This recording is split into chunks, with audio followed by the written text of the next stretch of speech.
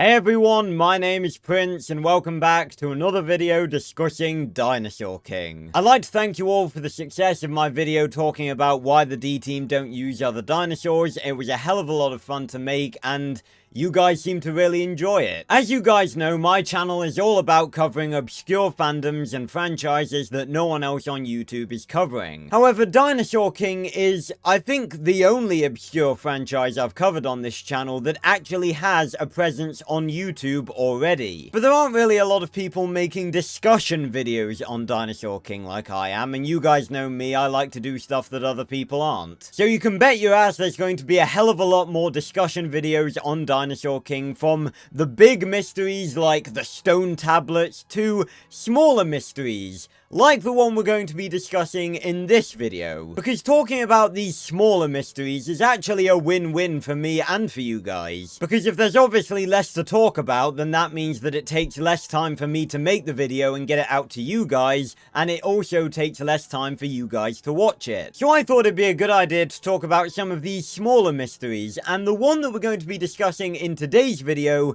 comes from Season 1, Episode 13, Escape from Zeta Point. Now, we talked about this episode a lot in the previous video, mostly because we were discussing Ceratosaurus. And we're actually also going to be talking about Ceratosaurus in this video as well, because we're going to be discussing the fight it has with Styracosaurus. And I say fight, it wasn't really much of a fight, to be honest. But it's this peculiar short-lived fight that we're actually going to be discussing in today's video. Because I think this is another one of those little Dinosaur King mysteries that people tend to forget about, but when they actually remember them, they're just like, oh yeah, why did that happen? So, let's talk about it. Why did Styracosaurus randomly lose to Ceratosaurus, even though they were basically both at full energy? Well, first off, let's go over everything we know from the episode itself. Now, Styracosaurus only appears in Escape from Zeta Point at the very beginning and at the very end. It appears at the very beginning in the sort of aftermath of the final fight in Alpha Zeta Point, the previous episode. And we see Ed turn it back into a card and presumably hold on to it until the end of the episode. And at the end of the episode, it joins Terry, Spiny, and Tank against the 3 other D-Team dinosaurs and, of course, Ceratosaurus. Now, it is obviously important to note that Styracosaurus did exchange a few hits with Chomp during the previous fight in the previous episode. But rewatching the previous episode, it doesn't look like Styracosaurus actually took any direct hits. So even though it did fight with Chomp a little bit in the previous episode, it should not be anywhere near as weak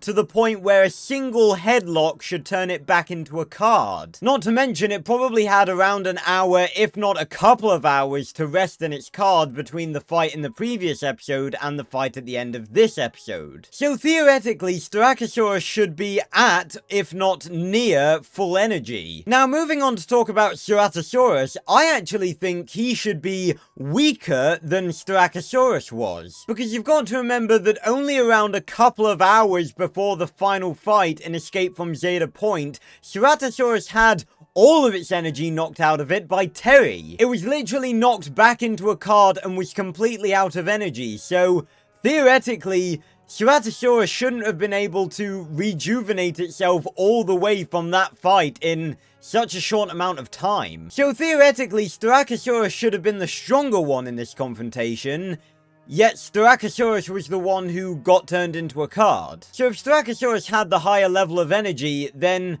why did it lose? Well, another reason that I'm actually making this video is that this was actually a topic that I discussed a long time ago in the Dinosaur King unofficial Discord. I forgot to plug it at the start of the video, but if you haven't already, go down into the description and join the Dinosaur King unofficial Discord. Lots of cool stuff happening there. So I was discussing this with a few members of the Dinosaur King community, and one person actually suggested that what this fight actually was the writers referencing a tie. And the reason I really wanted to mention this is because obviously not everyone who watched the anime will have played the games. But as I'm sure a lot of you know, the Dinosaur King anime is based on the arcade game, which is basically a battle of rock, paper, scissors, but with dinosaurs. And when you and the opponent use the same rock, paper, scissors sign, you tie. And the headlock shown by Ceratosaurus and Styracosaurus in Escape from Zeta Point point matches the tie animation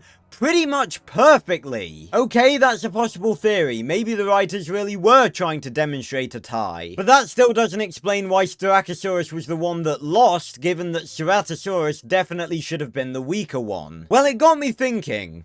If the writers really were referencing the arcade, maybe the tie wasn't the only thing they were using. So I decided to have a look at the arcade statistics for both Ceratosaurus and Styracosaurus. And this is where things start to get a little bit technical. Now, first off, we have the strength of both dinosaurs. Now, Styracosaurus is actually stronger than Ceratosaurus in the arcade, because Styracosaurus actually has a strength value of 2,000, whereas Ceratosaurus only has 1,600. Moving on to their technique, which for those of you who don't know is basically how many times they can use their move cards before they need to cool down. Ceratosaurus has a slightly higher technique than Styracosaurus, with Ceratosaurus having 600 and Styracosaurus only having 300. But even if the showmakers were using stats from the arcade, I really don't think that technique would be the one that they would use. Although if you really think about it, I guess you could kind of interpret that seeing as Styracosaurus had a lower technique, it would get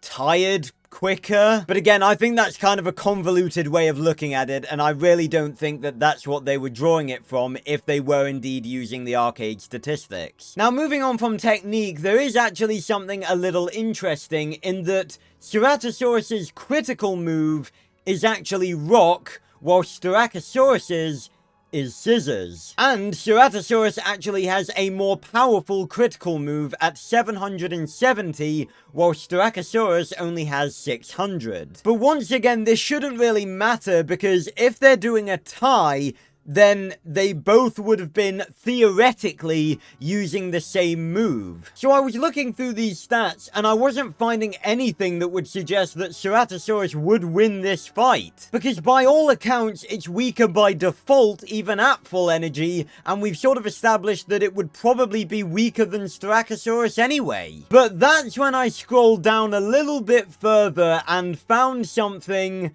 pretty interesting about Ceratosaurus. It's typing. Now, when I say typing, I don't mean it's elemental typing. And besides, their elemental typing wouldn't matter anyway, because lightning and wind don't actually, mean anything together on the typing chart. And yes, for those of you who didn't know, there are actually type advantages in Dinosaur King. That's probably why Ace is always getting one-shot by Volcano Burst, while Cyclone never does anything against fire dinosaurs. But no, what I mean when I say typing is that the arcade cards actually had specific typings which affected how the dinosaur behaved in combat. Now, the arcade Ceratosaurus had 3 different versions with 3 different types. And all 3 of those types lent themselves to Ceratosaurus being able to win the fight with Styracosaurus in Escape from Zeta Point. The first version of Ceratosaurus was a tie type. And as you may have guessed, tie-type dinosaurs receive lower damage during a tie. The second version of Ceratosaurus was crisis type,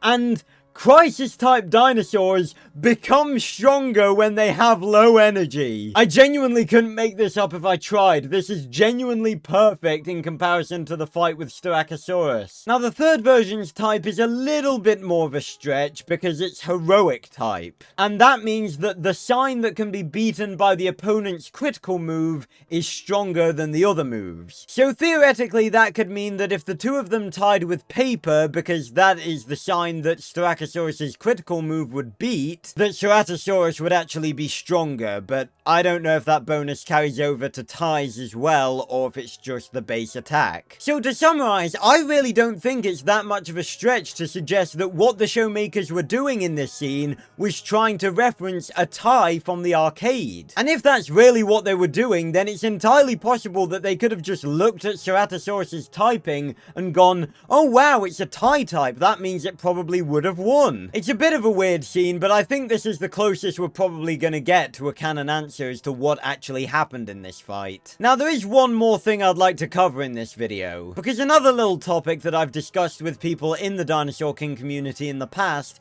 is a little plot hole that actually surfaces in Escape from Zeta Point as well. And that's the fact that Rex summoned both Ace and Ceratosaurus, and yet Ace was the only one who used Ninja Attack, which is a wind move card. So, theoretically, shouldn't Ceratosaurus have used Ninja Attack as well? And this obviously very much also applies to the season finale, where you had a bunch of different dinosaurs of the same element using different move cards. Now, I don't really think this is a plot hole per se, and it's more just something that has never really been explained properly. It could genuinely be that the way move cards work is that when you activate them, they only activate for one dinosaur at a time. Meaning that if Rex wanted Ceratosaurus to use Ninja Attack as well, he should have slashed the card twice. So yeah, I don't really think that's a plot hole per se. I think that's just something that wasn't really explained and that can be left up for interpretation. But I really hope you enjoyed this video talking about this weird little fight in Season 1. Again, it's fun to do these small little videos talking about these little mysteries that a lot of people forget about in the Dinosaur King franchise. And if you've got any suggestions for future videos, then make sure to leave them down in the comments down below. And again, if you enjoyed this video, make sure to leave a like, subscribe, and go join the Dinosaur King unofficial Discord down in the description down below. Again, thanks a lot for watching, everyone, and I will see you on another video very, very soon.